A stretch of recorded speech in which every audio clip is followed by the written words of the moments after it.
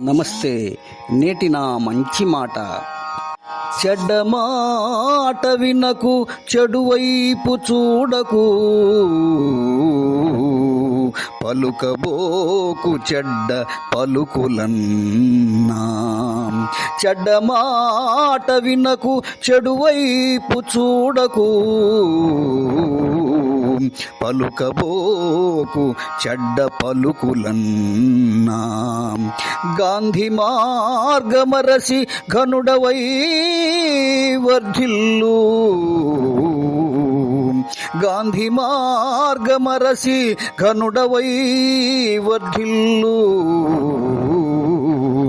మరువకెప్పుడు నాదు మంచి మాట.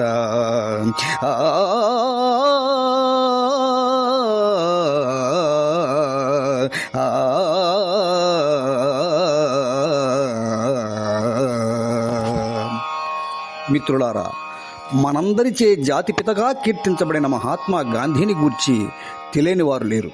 ముందుగా అందరికీ గాంధీ జయంతి శుభాకాంక్షలు. సత్యాగ్రహం అనే ఆయుధంతో బ్రిటిషు వారిని ఎదిరించి భారతదేశానికి స్వాతంత్రం తెచ్చిపెట్టడంలో కీలక పాత్ర పోషించారు మహాత్మా గాంధీ. ఆయన పుట్టినరోజైన అక్టోబర్ 2ను ఐక్యరాజ్య సమితి అంతర్జాతీయ అహింసా దినంగా ప్రకటించడం భారతీయులందరికీ గర్వకారణం. ముఖ్యంగా ఈయన సిద్ధాంతాలు సత్యం, న్యాయం, అహింస. వీటిని తాను ఆచరించి చూపిన మహనీయుడు మహాత్మా గాంధీ. గాంధీ మార్గం అనే వీరి ప్రబోధాలలో చెడు వినకు, చెడు కనకు, చెడు మాట్లాడకు అనే సూక్తి బహుళ ప్రజాదరణ పొందింది.